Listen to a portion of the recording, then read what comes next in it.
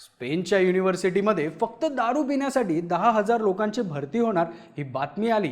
बातमी ऐकून पासपोर्टची वेबसाईट चाळायला जात असला तर थांबा, कारण भरती फक्त 50 ते 70 वयाचे पुरुष आणि 55 ते 75 वयाच्या स्त्रियांसाठीच आहे. त्या व्यतिरिक्त कोणाचाच नंबर नाही लागायचा. या रिसर्च प्रोग्राममध्ये आठवड्याला 3 वेगवेगळे ड्रिंक्स प्यायला मिळणार होते. आठवड्याला 3 ड्रिंक्स म्हणजे महिन्याचे 12 आणि वर्षाचे 144 ड्रिंक्स. आता एका वर्षाला 144 हा काय मोठा आकडा वाटायचा नाही, पण एक जण होता ज्यानं एका बैठकीत 156 बियर संपवल्या होत्या आणि हे ऑन रेकॉर्ड आहे. हा भाई म्हणजे French professional wrestler Andre Rene Roussimoff उर्फ आंद्रे द जायंट. आणखीन एक अनबिलिव्हेबल फॅक्ट म्हणजे एवढ्या 150हून बियर तेही एका बैठकीत त्याला पचल्या. कोण होता हा आंद्रे द जायंट? त्याला 156 बियर पचल्या कशा जाणून घेऊयात या व्हिडिओमधून. नमस्कार, मी अनिकेत आणि तुम्ही पाहताय बोल भिडू. आंद्रे फ्रान्सचा. त्याचा जन्म झाला 1946 साली. फ्रान्समधल्या मोलियन नावाच्या छोट्या खेड्यात आंद्रेचं बालपण गेलं. एकदम खेळकर आणि खोडकर पोरगा. पण वयाच्या 12व्या वर्षापर्यंत त्याला आणि त्याच्या घरच्यांना जाणवलं की आंद्रे इतर पोरांसारखा नाहीये. आपलंच बघा ना, इथं तासभर सायकली चालवल्या, दिसेल त्या गोष्टीला लटकलो, पण आपली हाईट 5.6 फुटाच्या वर गेली नाही. पण आंद्रेची हाईट वयाच्या 12व्या वर्षीच 6.5 फुटाला टच झाली.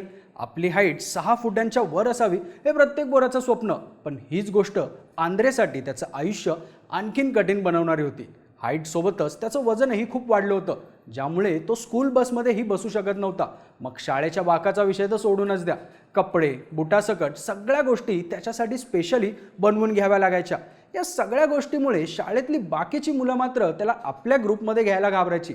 त्यामुळेच आंद्रे एकटा राहायला लागला. म्हणून तो जास्त वेळ घराजवळच्या शेतातच घालवायचा. तिथं शेतातली कामं, जड सामानं उचलणं या गोष्टी आंद्रे अगदी सहजपणे करायचा. वय वाढायला लागलं तसं आंद्रेचं शरीरामधलं दुखणंही वाढलं. वयाच्या 16व्या वर्षापर्यंत त्याच्या सांध्यांवर आणि पाठीवर ताण येऊ लागला. सततची दुखणी आणि शारीरिक ताण यामुळे त्याला चालणं, बसणं किंवा रात्री झोपणंही अवघड होऊन बसलं. याच वेळी उपचारादरम्यान समजलं की आंद्रेला ॲक्रोमेगली नावाचा एक आजार आहे. हा आजार अतिशय दुर्मिळ आहे, जो शरीरातल्या पिट्युरी ग्रंथीमधून जास्त प्रमाणात ग्रोथ हार्मोन्स तयार झाल्यामुळे होतो. नॉर्मली एका माणसाच्या शरीरात हार्मोन्सचा बॅलन्स असतो, पण आंद्रेच्या बाबतीत हा बॅलन्स बिघडला होता. त्यामुळेच नॉर्मल माणसांपेक्षा वयाच्या खूप आधीच त्याचे हात, पाय, बोटं, त्याची हाईट, त्याचं वजन प्रचंड वाढलं होतं. ॲक्रोमेगलीमुळे हाडं जाडसर होतात, चेहऱ्याचा स्ट्रक्चरही बदलतो. या सगळ्यामुळे आंद्रेला सततचं दुखणं, सांधेदुखी, दम लागणं अशा त्रासांना सामोरं जावं लागायचं. पण जेव्हा आंद्रेच्या या आजाराचं निदान झालं, तोच होता आंद्रेच्या लाईफमधला टर्निंग पॉईंट. आंद्रेने याच आजाराला आपल्या ताकदीत आणि ओळखीत बदलायचं ठरवलं. आपलं शरीर सामान्य नोकरीसाठी बनलंच नाहीये हे त्याला समजलं आणि 1964 मध्ये वयाच्या 17व्या वर्षी आंद्रेने मोलियन गाव सोडलं आणि पॅरिसला आला. पॅरिसमध्ये फिरत असतानाच त्याची उंची आणि वजन पाहून लोकल रेसलिंग प्रमोटर्सच्या नजरेत आंद्रे पडला. त्यांच्याशी ओळख झाल्यानंतर आंद्रेने रेसलिंगमध्ये इंटरेस्ट घ्यायला सुरुवात केली.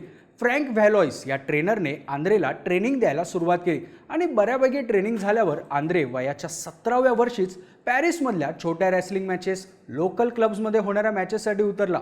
त्याची ताकद आणि टेक्निक इतकी जबरदस्त असायची की तो हसत खेळत समोरच्या कॉम्पिटिटरला उचलून घ्यायचा. 17-18 वयाचा असला तरी 7.5 फुटांच्या माणसाला रेसलिंग करताना पाहणं प्रेक्षकांसाठी फुल एक्साइटिंग होतं. त्यामुळेच त्याचं नाव कमी वेळात अख्ख्या फ्रान्समध्ये पसरलं आणि आंद्रे लोकल रिंग रेसलिंगचा बादशाह बनला. या नव्या ओळखीसोबतच त्याला एक नाव मिळालं, जायंट फेरे. 1968 पर्यंत येता 300 किलोचं वजन झालेल्या आंद्रेनं फ्रेंच रेसलिंग फेडरेशन आणि दुसऱ्या युरोपियन प्रमोशनसाठी रेसलिंग चॅम्पियनशिप्स खेळल्या, ज्यामुळे आंद्रेची ख्याती फ्रान्सच्याही पलीकडे युरोपभर आणि जपानपर्यंत पोहोचली. इतकी की याच काळात आंद्रेला जपानमधल्या रेसलिंग प्रमोटर्सनी बोलावलं आणि 1970च्या दशकात जपान, कॅनडा आणि इतर देशांमध्ये रेसलिंग करताना जायंट फेरे नावासोबतच मॉन्स्टर रौसिमोफ अशीही आंद्रेची नवी ओळख बनली. रेसलिंगचे फॅन्स त्याची रेसलिंग पाहायला एडे झाले होते. 1973 मध्ये विन्स मॅकमोन सिनियर यांनी आंद्रेला WWF मध्ये इंट्रोड्यूस केलं. WWF मध्ये आंद्रेला नवी ओळख मिळाली, आंद्रे द जायंट. WWF मध्ये असताना आंद्रेचा बराच वेळ वेगवेगळ्या शहरात रेसलिंगच्या मॅचेस करण्यात आणि रेसलिंग करणाऱ्या मित्रांसोबत रात्री बार किंवा हॉटेलमध्ये जायचा. टिम व्हाईटच्या एका मुलाखतीत त्याने सांगितलेलं की 80च्या दशकात रेसलिंग आणि ॲक्रोमेगली आजारामुळे त्याची अंगदुखी आधीपेक्षाही वाढली होती. त्यामुळेच शांत झोपेसाठीही आंद्रेचं दारू पिण्याचं प्रमाण आधीपेक्षाही वाढलं. त्यातलाच एक किस्सा म्हणजे एकदा आंद्रे आणि त्याचे रेसलिंगवाले मित्र एका बारमध्ये बसले होते. त्या रात्री आंद्रेने बियर मागवायला सुरुवात केली. एक संपली, दोन संपल्या, एका मागोमाग एक बियर आंद्रे मागवत गेला आणि त्याच स्पीडने संपवतही गेला आणि अशा तब्बल 156 बियरच्या बाटल्या आंद्रेनं संपवल्या. सांगितलं जातं की ती एक बियरची बाटली जवळपास 355 मिलीलिटर इतकी. या हिशोबाने 55 लिटरपेक्षा जास्त बियर आंद्रेने काही तासातच संपवल्या होत्या. आता एका माणसाच्या शरीरात एवढी बियर जाणं काय नॉर्मल गोष्ट नाही आणि गेलीच तरी तो माणूस जगात राहीलच याची गॅरंटी नाही.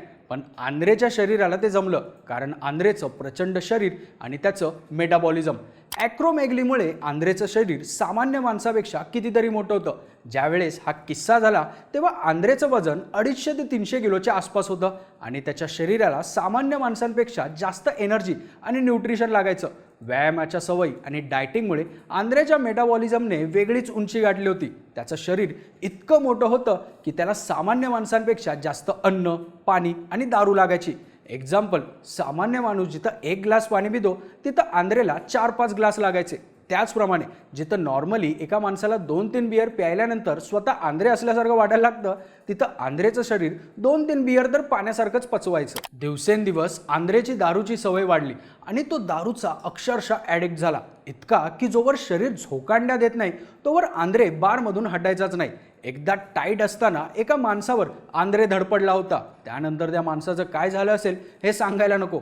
आंद्रेच्या या सवयीमुळे न्यूयॉर्क पोलिसांनी त्याच्यासोबत पूर्ण वेळ सिक्युरिटी कम पोलीस ऑफिसर ठेवला. बारचा कार्यक्रम आटपून झाल्यावर, पंखा फास्ट झाल्यावर आंद्रे जेव्हा झोक्यांडा खायला लागायचा तेव्हा आजूबाजूच्या लोकांना हटवण्याचं काम हा पोलीस ऑफिसर करायचा. आंद्रेनं बराच काळ गाजून झालेला असताना एक बातमी आली. जानेवारी 1993 मध्ये फ्रान्सला आंद्रेच्या वडिलांचं निधन झालं. आपल्या वडिलांच्या अंत्यसंस्कारासाठी आंद्रे फ्रान्सला गेला होता. तिथे पॅरिसमधल्या एका हॉटेलमध्ये आंद्रे थांबला होता. 27 जानेवारीच्या रात्री हॉटेलच्या खोलीत झोपायला गेलेला आंद्रे सकाळी हॉटेल स्टाफला मृत अवस्थेत सापडला. मेडिकल चेकिंगमध्ये त्याचा मृत्यू कॉन्जेस्टिव्ह हार्ट फेल्युअरमुळे झाला असल्याचं समजलं आणि या हार्ट फेल्युअरला जबाबदार होतं ॲक्रोमेगली. कारण हे ॲक्रोमेगलीच त्याच्या प्रचंड शरीरयष्टीसाठी जबाबदार होतं. प्रचंड शरीरयष्टीमुळे त्याच्या हृदयाला सामान्य माणसापेक्षा जास्त मेहनत घ्यावी लागायची. यामुळेच त्याचं हृदय कमकुवत झालं होतं. रेसलर असला तरी मनापासून हळवा असलेल्या आंद्रेचं बालपण ॲक्रोमेगलीमुळे एकटेपणात गेलं. त्याच ॲक्रोमेगलीमुळे त्याच्या आयुष्याला टर्निंग पॉईंट मिळाला आणि मोलियन या छोट्या गावच्या आंद्रे नावाच्या पोराला जगभरात आंद्रे द जायंट ही ओळख मिळाली. पण दुर्दैवानं ॲक्रोमेगलीनंच त्याचा घात केला. तो लक्षात राहिला त्याच्या फायटिंग स्पिरिटमुळे आणि अर्थात एका बैठकीत 156 बियर पिण्यामुळे.